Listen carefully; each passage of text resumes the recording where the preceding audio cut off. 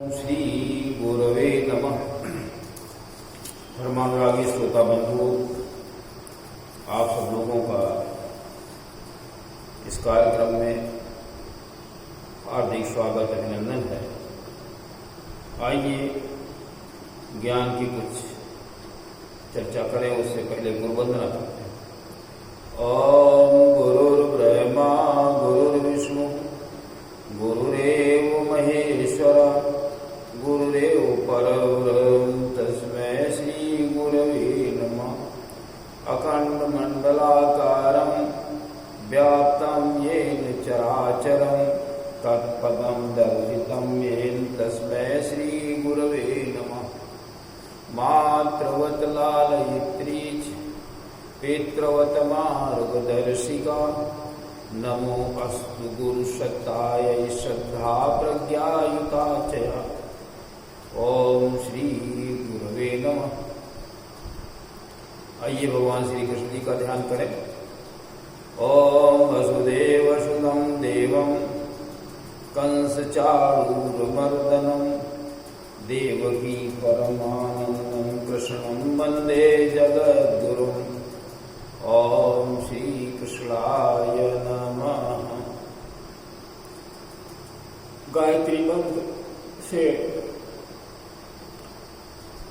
सद्बुद्धि की कामना करें, उस प्रकाश रूप परमात्मा से कहें कि हमारी बुद्धि को सन्मार्ग को प्रेरित करें।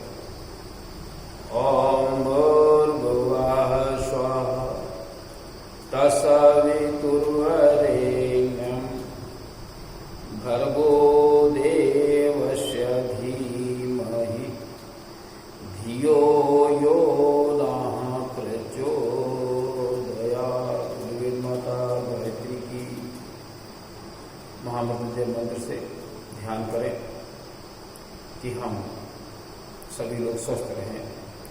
ओम त्र्यंबकं यजामहि सुगंधिं पुष्टिवर्धनम् उर्वारुकमिव बन्धनान् मृत्योर्मुक्षीयमामृतात्। बोले त्रिकम भगवान की। भाइयों बहनों, पिछले दिन हमने बताया था कि हनुमान जी ने लंका में आग लगा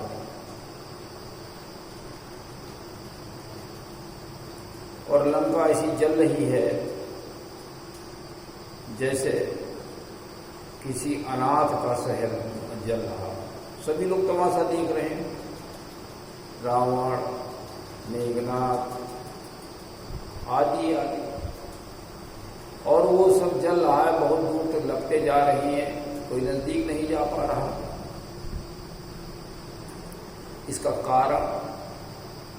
इसका कारण है हनुमान जी का अनादर। हनुमान जी का अनादर किया तो उसका परिणाम ये हुआ कि जलई नगर या नाथ कर जैसा। अनाथ जैसा नगर जल रहा है, कोई बुझाने वाला नहीं। बुझाए तो कैसे बुझाए, इतनी दूरी तक लपटे आ रही है, हवा बहुत तेज चल रही है। अब यहां प्रभु जी की कृपा चारों तरफ से दिखाई दे रही है। गांव के, शहर के, वहां के, लंका के लोगों के दिमाग में आया कि इनकी पूंछ में आग लगा दी जाए। ये प्रभु की कृपा है। हनुमान जी को पूरा नगर दिखा दिया, प्रभु की कृपा। हनुमान जी ने जैसे ही आग लगाई वैसे ही हवाएं चलने लगी बहुत तेजी से। ईश्वर की ही कृपा है। और ईश्वर की कृपा इसलिए बनी, ये रावण के अत्याचार की वजह से बनी। अगर रावण अत्याचार न करता तो शायद ये समस्या सामने ना आती। और रावण ने अत्याचार किया और पूरी लंका वासियों ने तो अत्याचार नहीं किया, लेकिन सभी को ये झेलना पड़ रहा सभी के सामने, ये दिक्कत आ रही है। इसका मतलब ये है कि राजा अगर गलती करता है तो सारी प्रजा को कष्ट उठाना पड़ता है। राजा अगर श्रेष्ठ कर्म करता है तो सारी प्रजा सुख भोगती है। तो तुलसीदास जी ने लिखा कि साधु क्या कर फल ऐसा, जरे नगर अनाथ कर जैसा। हनुमान जी एक संत है, एक सज्जन है, पुरुष सज्जन बंदर है।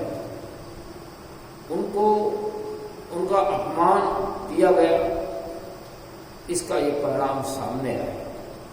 और मेरी तो समझ में आता ये है कि रावण ने इतना अत्याचार किया था,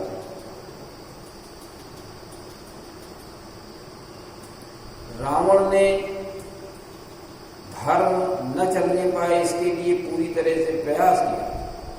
जहां वो धर्म होता देख रहा, धार्मिक क्रियाएं देखता था, यज्ञ देता था, तो खुद ही दौड़ पड़ता था। आपन उठावे रहे न पावे, धरि घाले सब खीसा, सब नष्ट भ्रष्ट कर देता था।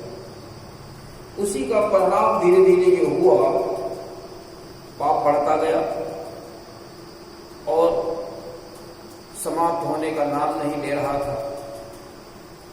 उसी का ये परिणाम हुआ कि हनुमान जी एक संत वेश में थे। शिव जी स्वयं पैदा होकर के हनुमान के रूप में पहुंच गए और उसकी लंका का तहस नहस कर दिया। हनुमान जी ने लंका को विध्वंस किया और समुद्र में कूद पड़े। श्रम अपना जो थक गए थे, वो जो शरीर गर्म हो गया था, उसको भी ठंडा किया। लिखा उलटी पलटी लंका सब जारी, और कूदी परा पुण्य सिंधु मझारी। सिंधु में कूद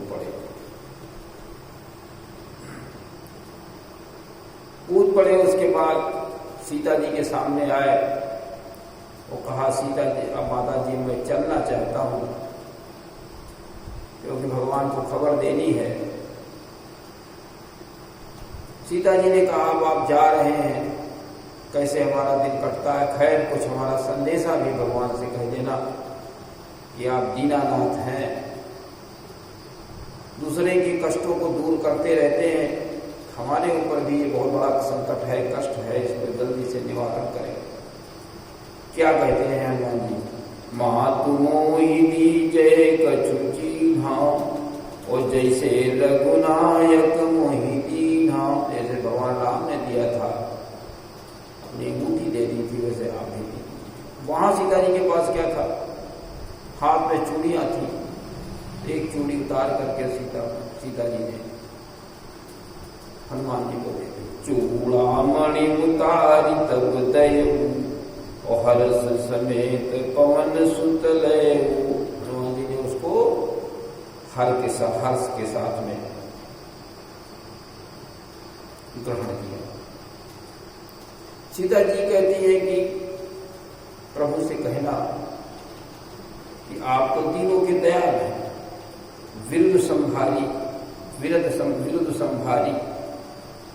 आपकी ये कीर्ति चारों तरफ फैली हुई है कि आप किसी के कष्ट को देख करके तुरंत दूर करने का प्रयास करते हैं। दीन दयाल विरुद्ध संभारी, हरऊ नाथ मम संकट भारी। हे नाथ, मेरे इस बहुत बड़े संकट को आप तुरंत दूर करिए। आपकी ये प्रसिद्धि है, आप दीनों के दयाल हैं, दीन दयाल है। दीनों पर जो संकट कष्ट होता है उसको आप तुरंत दूर करते हैं, ये चारों तरफ प्रसिद्धि है। इसलिए हमारे इस संकट को दूर करें। हनुमान जी वहां पर गर्जना की, उछले और समुद्र को पार किया और बानरों से मिले। समाचार बताया, बानर बहुत प्रसन्न हो गए, भूखे प्यासे बैठे थे। सब लोग वहां पर चल दिए, प्रसन्नता के साथ खिलखिलाते हुए दौड़ पड़े कि प्रभु को संदेशा बुलाए। मधुबन पड़ता था, जो सुग्रीव का वन था, उसमें सभी ने फल खाए। सुग्रीव को पता चला, सुग्रीव समझ गए हनुमान जी ने, सब लोगों ने पता लगा दिया है, ठीक है ना।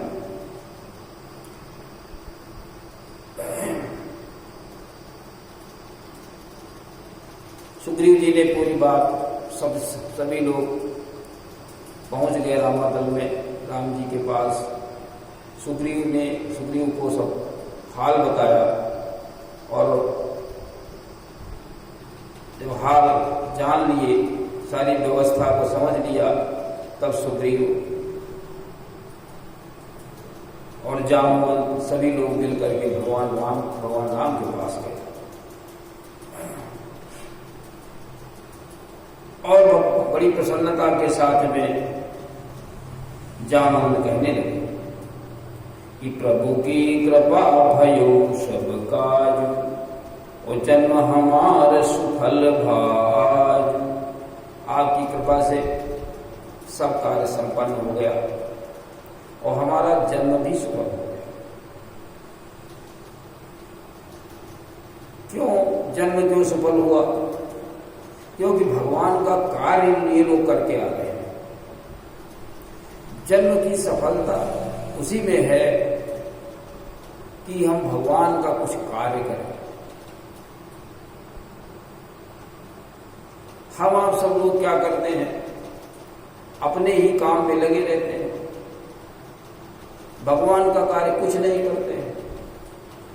अब भगवान का कार्य क्या है? भगवान का कार्य ये है, आप खुद सुधरे, परिवार को सुधारें और समाज को सुधारें। भगवान का कार्य है जो ये अज्ञान फैल रहा है, इसको समाप्त किया जाए, समाज को ज्ञानवान और गुणवान बनाया जाए, असुरता को समाप्त किया जाए, देवत्व की स्थापना की जाए, वेद ज्ञान की रक्षा, वेद की रक्षा की जाए और वेद ज्ञान को जन जन तक पहुंचाया जाए। वेद ज्ञान को जन जन तक पहुंचाने का जो कार्य है, यही भगवान का कार्य है आज के समय में। उस समय हनुमान जी ने जो कुछ किया वो उस समय की परिस्थिति थी। आज हम लोगों के सामने यही कार्य है कि हम वेद ज्ञान को जन जन तक पहुंचाएं। तो क्या कहते हैं?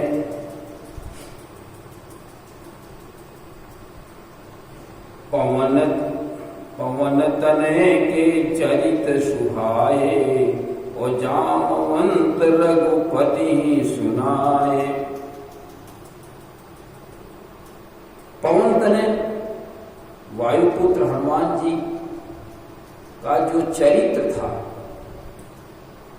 पवन तनय के चरित सुहाए, जो पवन तनय का सुंदर चरित्र था। सुंदर चरित्र क्या था? जो पवन तनय, जो हनुमान जी जो लंका में कार्य करके आए थे, वही सुंदर चरित्र था। चरित्र का अर्थ है यही है कि हनुमान जी द्वारा कृत कर्म, यही चरित्र है। पवन तनय के चरित सुहाए, और जामवंत रघुपति सुना। जामवंत ने रघुपति को, भगवान को विस्तार पूर्वक समझाया कि अक्षय कुमार को मार डाला, लंका जला डाली, वाटिका उजाड़ दी, न जाने कितने सैनिकों को मार डाला, रक्षकों को मारा। ये सारी बातें उन्होंने सुनाई। राम जी ने क्या किया? हनुमान को गले से लगा दिया और पास में बिठा करके सीता जी का हाल पूछा सीता जी ने जो जो कुछ कहा हनुमान जी ने भगवान राम को सुनाया और आगे कहा कि उनकी विपत्ति इतनी बड़ी है जिसको न कहा जाए वही अच्छा, आपके लिए वही अच्छा। तो क्या कहते हैं? सीता कहे अति विपत्ति विशाला, बिनहि कहे भली दीन दयाला। अगर न कहा जाए इसी में भलाई है। भगवान राम की आंखों में आंसू भरा है। भगवान राम कहते हैं हनुमान जी से, सुनी कपि तो ही समान उपकारी, और नहीं को सुर नर मुनि तनुधारी। आपके बड़ा से बड़ा उपकार, आपने इतना उपकार किया है मेरे ऊपर, कोई देवता मुनि पुरुष कोई भी शरीरधारी इतना कर नहीं सकता जितना आपने किया। बहुत गदगद हो गए और कहते हैं कि हम प्रत्युपकार क्या करें, जो आपने किया है उसका मैं बदला कैसे चुकाऊं। प्रत्युपकार करूं का तोरा, और सन्मुख होई न सकत मन मोर। मेरा मन आपके सम्मुख नहीं हो सकता, प्रत्युपकार में क्या करूं। फिर क्या कहते हैं? सुन सुत तो ही गुरिन मैं नाही, और देखूं कर विचार मन माही। हम उससे आपसे उरिन नहीं हो सकते, कभी आपसे उरिन नहीं हो सकते हैं। उरिन का अर्थ ये हुआ जो कुछ आपने किया है उसका मैं प्रत्युपकार कुछ नहीं कर सकता, उससे मैं अदा नहीं हो सकता, उरिन नहीं हो, अदा नहीं हो सकता। ये मैंने मन में विचार करके देखा। और पुनि पुनि कपि चितव सुर त्राता, और लोचन नील पुलक यति गाता। राम जी बार बार, देवताओं के रक्षक राम जी बार बार हनुमान जी का मुख देख रहे हैं। पुनि पुनि कपि चितव सुर, उनकी तरफ देख रहे हैं, बार बार देखते हैं, फिर देखने लगते हैं, फिर देखने लगते हैं, और आंखों में आंसू भरे हुए हैं। शरीर पुलकित है, रोमांचित है, बार बार देख रहे हैं।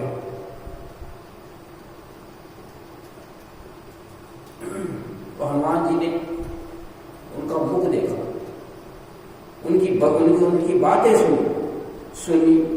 मुख बचन बिलो की मुख, ओ गात हरस हनुमंत।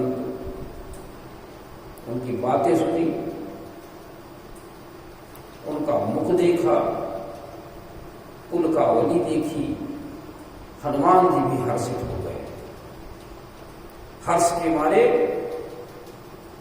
उनका भी शरीर पुलकित होने लगा, बहुत हर्षित हो गए कि मैंने जो किया उसका भगवान, उसके लिए भगवान क्या सोच रहे हैं।